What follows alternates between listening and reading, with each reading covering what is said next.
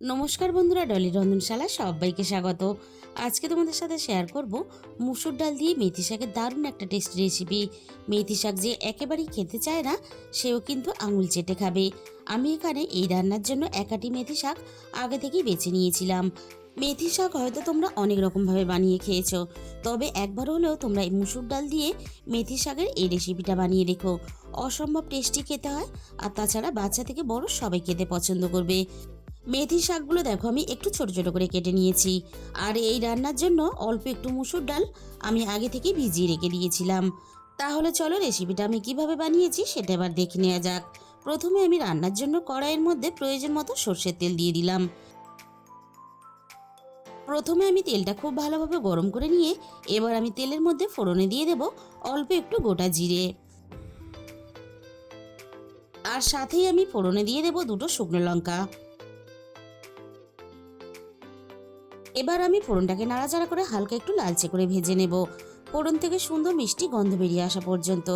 ফোড়নটাকে কিন্তু এই রান্নার জন্য একটু ভালোভাবে ভেজে নিতে হবে। আর এই রান্নার জন্য প্রথমে আমি পেঁয়াজটাকে ভেজে নেব। আর রান্নাতে আমি মাঝারি সাইজের একটা পেঁয়াজ ব্যবহার করলাম। এবার আমি পেঁয়াজটাকে নাড়াচাড়া করে হালকা একটু লালচে করে ভেজে নেব। আর এই রান্নার জন্য পেঁয়াজ কিন্তু খুব বেশি একেবারে লালচে করে ভাজা যাবে না, হালকা একটু লালচে করে আর একটু নরম করে ভেজে নিতে হবে। 4-5 কোয়া রসুন আমি মাঝখান থেকে অর্ধেক করে কেটে রেখেছিলাম, আমি পেঁয়াজের সাথে রসুনটাকে দিয়ে দিলাম। এবার আমি পেঁয়াজের সাথে রসুনটাকে হালকা একটু নাড়াচাড়া করে ভেজে নেব।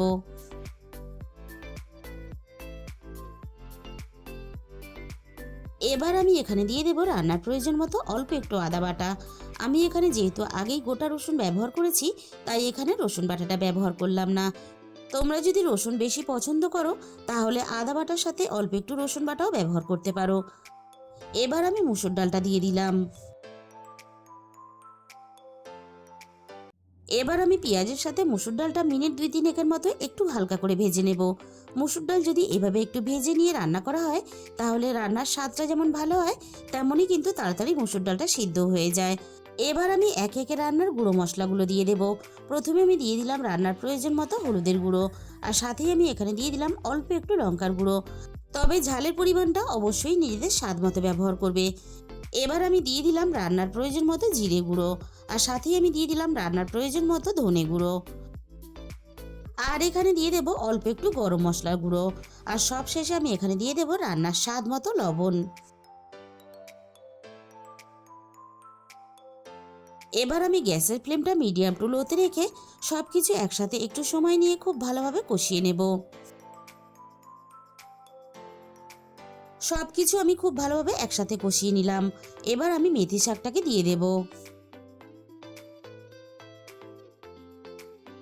এবার আমি মেথি শাকটাকে দেখো এভাবে একটু ছড়িয়ে দিলাম।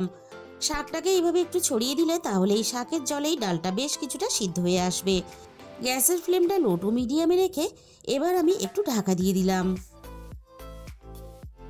মিনিট 5 মতো আমি রান্নাটা করে নিয়েছি, আর শাকটাও বেশ ভালোভাবে নরম হয়ে গেছে। এবার আমি শাকটাকে সব কিছুর সাথে নাড়াচাড়া করে খুব ভালোভাবে মিশিয়ে দেব, আর তার সাথে সাথে হালকা একটু কষিয়ে নেব। আর দেখো এই শাকের জলেই মুসুর ডালটা প্রায় সিদ্ধ হয়ে গেছে। আমি সব কিছু মিনিট 5 মতো খুব ভালোভাবে কষিয়ে নিয়েছি, এর থেকে আর বেশি কষাবো না। মুসুর ডাল আর শাক ভালোভাবে সিদ্ধ হওয়ার জন্য এবার আমি জল দিয়ে দিলাম। তবে খুব বেশি কিন্তু জল দেওয়া যাবে না, এই রান্নাটা একটু মাখা মাখা হবে। আমি সব কিছু একসাথে নাড়াচাড়া করে খুব ভালোভাবে মিশিয়ে দিলাম। আর শাক আর ডাল যাতে ভালোভাবে সিদ্ধ হয়ে যায় তার জন্য আমি কিছুক্ষণের জন্য কড়াইটা ঢাকা দিয়ে দিলাম।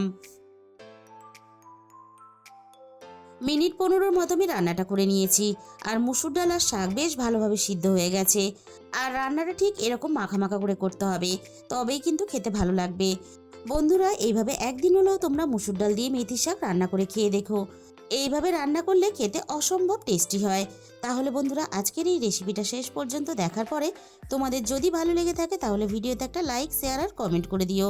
আর যে সমস্ত নতুন বন্ধুরা এখনো পর্যন্ত আমার চ্যানেলটাকে সাবস্ক্রাইব করনি, এরকম নতুন ঘরোয়া সহজ রেসিপি পেতে আমার চ্যানেলটা সাবস্ক্রাইব করে আমার পাশে থাকার অনুরোধ রইল। তার সাথে সাথে পাশে থাকা বেল আইকনটা ক্লিক করে অল করে দিও, তাহলে আমি যখনই কোনো নতুন রেসিপি আপলোড করব সবার আগে তোমার কাছে পৌঁছে যাবে। আজকে তাহলে এই পর্যন্ত।